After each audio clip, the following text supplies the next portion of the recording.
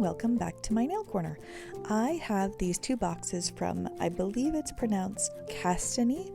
They are gel polishes that were sent over to me to try out, and I was really excited when they reached out and asked if I wanted to try these. I had a few requests about doing gel polish over dip powder and the options there and how to do it, and also gels come in really handy for nail art over dip powder. So I was really excited about these colors. They're really pretty, and just the opportunity to try them out, see if they were quality, and then show them to you guys. So that's what we're going to do here today.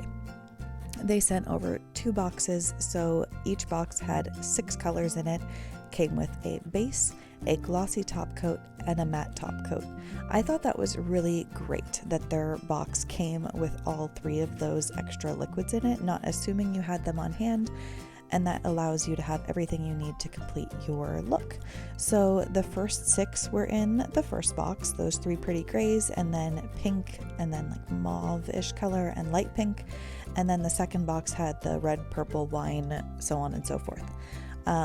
I thought they were all really pretty. I was very much drawn to the wine color. I'm super into those lately, but I thought I wanted to step out of what I've been doing normally, and I wanted to try at least 2 colors just to, you could try one color from a kit and it might be kind of sheer or whatever.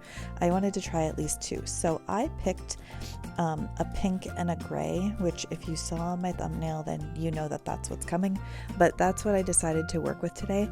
All of the colors I thought were really pretty, and don't be surprised if I pull them out for upcoming nail art. So here we go.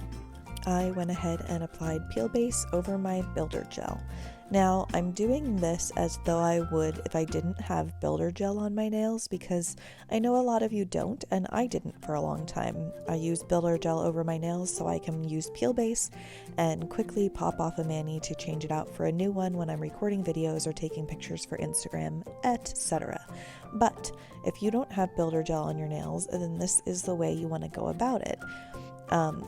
I know I used to do gel manicures for myself all of the time before I discovered dip powder. So I had a bunch of gel polishes, and when I got into dip powder, I gave a bunch of them away to friends, and I just kind of thinned out what I had on hand because I thought I don't need these anymore. But before I get started, I'm using this water marble tool. This is from Amazon. I've also still been using my metal toothpick. There they are side by side. The metal toothpick is a little bit sharper and just has a more precise tip. This one is just a little bit less fine. I'm happy with both of them. So if you couldn't get a hold of the metal toothpicks because they were out of stock for a while and you wanted another solution, this is another great one. And again, it's in my Amazon storefront down below. So both of these are what I'm reaching for instead of replacing toothpicks or orange wood sticks constantly. And if you get buildup on the end, you can take a file to the end and get anything off, like your base that gets stuck to it. Or you can just put some acetone on a paper towel or a lint-free wipe and rub it on there, and the tip will come clean. So I'm finding these to be a great solution, so check those out if you haven't already. But anyway, as I was saying, when I got into dip powder, I really thinned out my gel polish stock, and I was like, I can't use these anymore. But I didn't realize the options that I had, and so that's what I'm here to show you guys today. If you guys have gel polishes, or maybe you have a gel polish color that you love and have never found a dip powder that replaces it perfectly, you've got options. So I always wanted dip powder on because it added strength to my nails. If I had just gel polish on my natural nails, I was still breaking nails. It wasn't helping me to grow out any length to my nails when I wanted to, because I was just too hard on my nails. So your options are many. You can lay down 2 coats of clear dip powder, and that's what I'm doing right now. That is my first dip of clear dip powder. I'm dusting off the excess before going on to my second coat, and when I use clear in particular, it didn't really matter here, but I wanted to show you guys. I like to use a stiff bristled brush once I'm sure that the base is kind of dried, because if you go in with a stiff brush, you could really mess up your your layers, but that stiff brush really helps get all the excess off, and I find that super helpful with clear. So if you're using clear dip powder and you want it to really look clear in the end, like maybe you're doing a glitter ombre tip, you want to use that stiff brush to get the excess clear off, because if not, that's when you get kind of, if you've used clear before and you've had like bubbles kind of appear when you're done and you're like, what happened? It's not crystal clear. That's going to really help just get that excess powder off. And like I said, in this situation, it didn't really matter because I'm going to go in with gels, but I just wanted to give you guys that tip while I'm at it. So anyway, if you've worked with dip powders for a while, you might notice it's kind of hard you can't make a dip powder look exactly like a nail polish or a gel polish. Some of the shimmery gel polishes are just stunning, but you can only go so far to recreate that with a dip powder. So if you have a gel polish that you absolutely love, but you've had to give up because you want the strength of dip powder, this option is for you. So I am going to do 2 dips in clear, which is what you're seeing here. You don't have to do clear, like if you're going in with a dark color and you're going to cover up the dip powder basically. So do whatever works for you. I like to use clear if I'm going in for a base. So you go in with your clear, activate just like normal, and then buff. Now you want a pretty smooth surface for the sake of it looking smooth. I don't know how else to say it other than it's a fine line because your gel polish really needs like a little bit of grit to adhere to. But I've never had problem. Honestly, if you put gel base down, it really adheres quite well. So all that to say, just like if you've used a matte top coat or chrome on your nails before, you're kind of going to show off the flaws a little bit, I feel like, if you're covering up dip powder with gel. So I used a buffing block. That's what I used instead. I didn't use my e-file. I didn't feel like I needed to, honestly. The 2 dips of clear, the application was pretty smooth. So I took a hand file to my edges just to shape how I wanted, and then used that buffing block to just smooth the surface really nicely. And I was good to go. So that is a little bit of rubbing alcohol on a lint-free wipe just to get rid of any excess dust. And now I've got my base down and I'm ready to go into my gel. So this is the lamp I use. It's portable, it recharges. I really like it. It's in my Amazon storefront below. It is 65 watts and I've been using it for a couple of months now and I really like it. If you don't need a portable option, I do have another lamp that I own linked in the Amazon storefront as well, and it's cheaper and it's like 72 watts, and I used it for quite a bit of time, like a year or so prior to switching to a portable one, and that just was to suit my needs and not having to plug it in to use at my desk. So I am going in with gel base. Before you use any gel color, gel whatever, I recommend you use your gel base. That is going to help adhere to the dip powder in this case, or to your natural nail if you're not going over dip powder.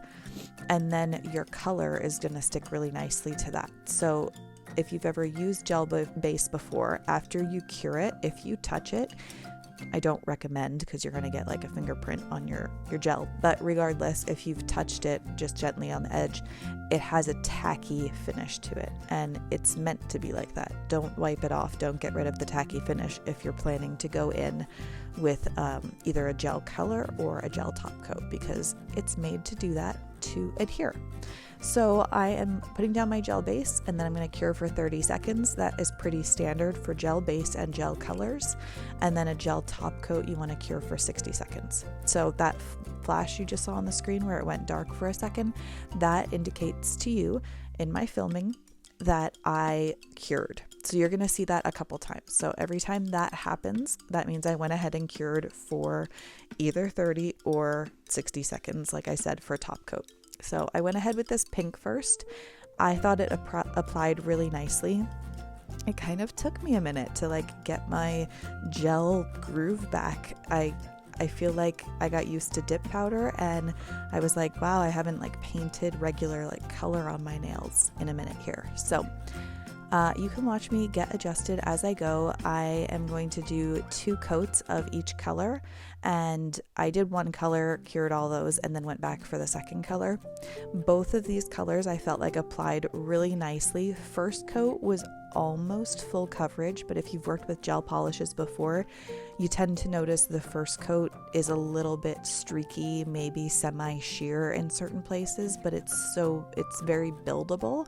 So your second coat usually comes through like fully opaque and uniform across the nail, like no splotchy areas or anything like that, like you might see in your first coat. And that's the experience I had. The first coat I was like, not all the way there yet.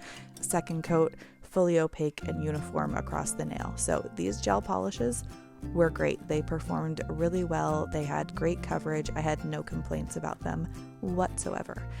Now, if you are not used to working with gels and you might get like some on your skin, it's not ideal. I do recommend trying to keep it away from your skin. Some people can form allergies to gel by getting it on their cuticle, and you don't really want to do that. But I have this silicone tool, and it is great for kind of cleaning up around the edge of your nail if you need to while the gel is still wet. So once you put it in the lamp and cure it, it's stuck. I mean, it'll peel off your skin, but you want to clean up anything around the edges before you cure it. And that's the beauty of gel as well, is that like with dip powder, you get that base on, you dip your finger in, and it's going to start to dry and harden pretty quickly, and then it's hard to clean up. But with gel, you could finish all 5 fingers and then go back and clean up all the edges to your satisfaction before you cure them. So anyway, I've yammered on enough. I'm going to finish up my gel application, and I'll be back in a minute with some final thoughts on this for you guys. Hang in there.